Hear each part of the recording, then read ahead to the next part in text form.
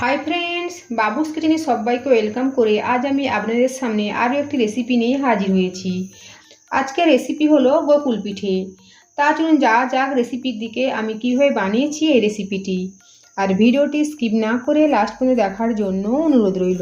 গোকুল পিঠে বানানোর জন্য আমি একটা কড়াইয়ের মধ্যে 1 বাটি নারকেল কোড়া নিয়েছি আর হাফ বাটি খেজুর গুড়ের পাটালি নিয়েছি। এখন গুড় নারকেলের সাথে খুব ভালোভাবে মিশিয়ে নেব। আপনাদের কাছে গুড় না থাকলে আপনারা চিনি দিয়েও বানাতে পারেন।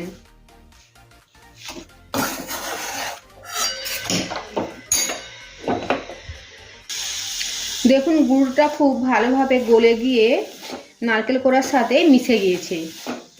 এখন গ্যাসের ফ্লেম একদম কমিয়ে রেখে গুড় আর নারকেল কোড়াটাকে পাক দিয়ে দেবো। মানে একটা চটচটে ভাব আসবে, ঠিক সেই সময় মতো নেড়ে চেড়ে রান্না করে নেবো। মাঝে দেবো 2 চামচ গুঁড়ো দুধ।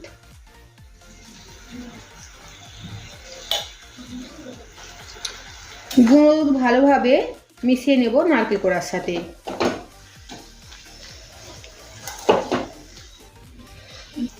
নারকেল আর গুড়ের মিশ্রণের মধ্যে পাক এসে গেছে, মানে একটা চটচটে ভাব এসে গিয়েছে। গোকুল পিঠের জন্য নারকেলের পুর রেডি হয়ে গিয়েছে। এখন আমি দেব 1 চামচ পরিমাণে ঘি।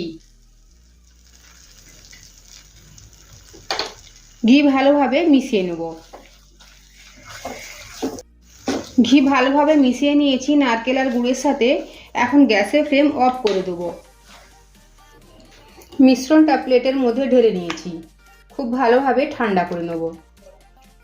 এখন এসেছি নেক্সট স্টেপে। এখানে আমি ফোটানো 500 ml দুধ নিয়েছি। দুধটা হালকা গরম হয়ে গিয়েছে। সেই সময় দেব 3 বড় চামচ গুঁড়ো দুধ বা আমুল দুধ।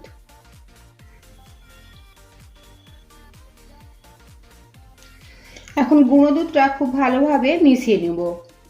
এই গুঁড়ো দুধ দেওয়ার ফলে দুধটা যেমন খুব তাড়াতাড়ি ঘন হয়ে যাবে, সাথে সাথে দুধটা খেতেও কিন্তু খুব সুস্বাদু হবে। গুঁড়ো দুধ খুব ভালোভাবে দুধের সাথে মিশিয়ে নিয়েছি। এখন গ্যাসের ফ্লেম মিডিয়ামে রেখে দুধটাকে ফুটতে দেব, ফুটিয়ে ঘন করে নেব। আপনারা যদি দুধটাকে ঘন করার জন্য গুঁড়ো দুধ ব্যবহার না করতে চান, তবে অবশ্যই 1 লিটার দুধ ফুটিয়ে 500 ml করে নিতে পারেন। তাতেও কিন্তু দুধটা খুব ঘন হয়ে যাবে। দেখুন দুধটা ঘন হয়ে গিয়েছে, অনেকখানি কমেও এসেছে। এই অবস্থায় গ্যাসের ফ্লেম অফ করে দেব। আর এখানে একটা বাটির মধ্যে খেজুর গুড়ের পাটালি নিয়েছি। এর মধ্যে এখন দেবো ফুটে নেওয়া দুধটা। অল্প করে দুধ নিয়ে দেখে নেব দুধটা কেটে যাচ্ছে কিনা। এখন এভাবে মিশিয়ে নেব দুধের সাথে পাটালি গুড়। একসাথে বেশি দুধের মধ্যে যদি পাটালি গুড়টা দিয়ে দেয় আর দুধটা কেটে যায়, তাহলে দুধটা পুরো নষ্ট হয়ে যাবে। তাই এখানে অল্প পরিমাণে দুধ নিয়ে গুড়ের সাথে মিশিয়ে দেখছি। দেখুন দুধটা কিন্তু কেটে যায়নি, একদম ঠিকঠাক আছে। গ্যাসের ফ্লেম অফ রেখেই এখন দুধের মধ্যে মিশিয়ে দেব খেজুর গুড়ের পাটালি।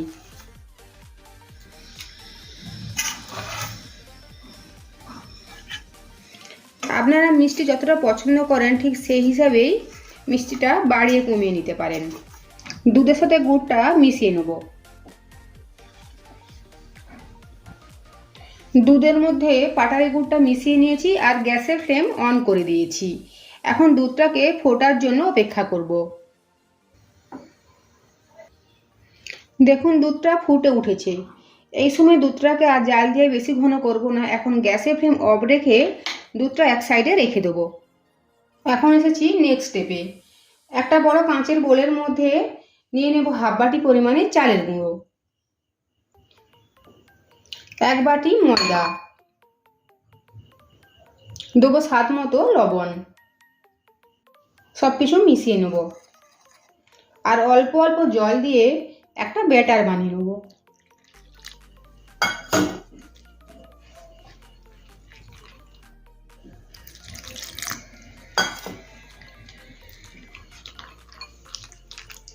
দেখুন ব্যাটারের ঘনত্ব ঠিক এভাবে হয়েছে। আমরা বাড়িতে যেভাবে চপ বা বেগুনির জন্য ব্যাটার বানিয়ে থাকি ঠিক সেভাবে।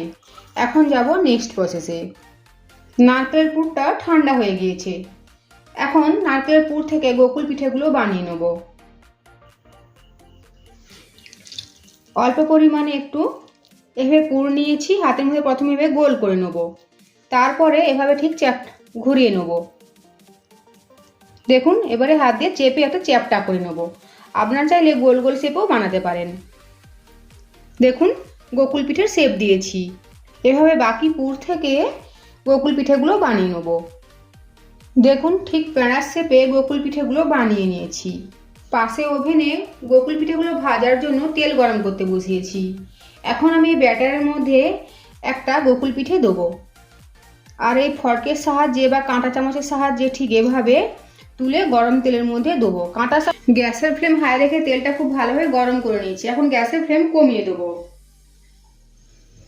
আর তেলের মধ্যে দেবো ব্যাটারে ডোবানো গোকুল পিঠে।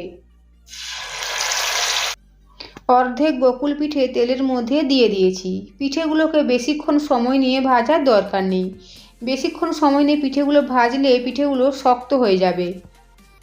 পিঠেগুলো উল্টে দেব আর হালকা লাল করে ভেজে নেব। এক এক সাইড 1.5 থেকে 2 মিনিট সময় নিয়ে ভাজলেই হবে। টোটাল 3 থেকে 4 মিনিট সময় নিয়ে পিঠেগুলো লাল করে ভেজে নেব। দেখুন, পিঠের দু সাইডটায় লাল করে ভেজে নিয়েছি। এখন তুলে নেব। দুটো ব্যাচে সবকটা গোকুল পিঠে ভেজে নিয়েছি। এখন যাব নেক্সট প্রসেসে। আগে থেকে তৈরি করে রাখা দুধটা ওভেনে বসিয়ে দিয়েছি। দুধটা এখন গরম হতে দেবো। দুধ গরম হয়ে গিয়েছে, এখন দেবো ভেজে রাখা গোকুল পিঠে। সবকটা গোকুল পিঠে দুধের মধ্যে দিয়েছি। এখন দুধটা ফোটার জন্য অপেক্ষা করব। দেখুন, দুধটা ফুটে উঠেছে। গ্যাসের ফ্লেম কমানো অবস্থাতেই 3 থেকে 4 মিনিট ঢাকা দিয়ে রান্না করে নেব। প্রায় 3 মিনিট পরে ঢাকাটা সরিয়ে নেব। একবার নেড়ে নেব, আর সাথে দেবো থেতো করে নেওয়া এলাচ। গ্যাসের ফ্লেম অফ করে দেবো। পিঠেটা খুব ভালোভাবে ঠান্ডা করে নেব, তারপরে পরিবেশন করব। পিঠে ঠান্ডা হয়ে গিয়েছে, এখন এটা প্লেটের মধ্যে নিয়ে সার্ভ করে নেব। আর যে কোনো পিঠে একটু ঠান্ডা ঠান্ডা হলে কিন্তু খেতে বেশ ভালো লাগে। আজকের আমার এই গোকুল পিঠে রেসিপি যদি আপনাদের ভালো লেগে থাকে তো অবশ্যই লাইক, শেয়ার, সাবস্ক্রাইব করার জন্য অনুরোধ রইল। পাশে থাকা বেল আইকন প্রেস করার অনুরোধ রইল আমার প্রতিদিনের ভিডিওর আপডেট পাওয়ার জন্য। ভালো থাকবেন, সুস্থ থাকবেন। ফিরে আসছি অন্য কোনো রেসিপি নিয়ে। আর ভিডিওটি লাস্ট পর্যন্ত দেখার জন্য ধন্যবাদ।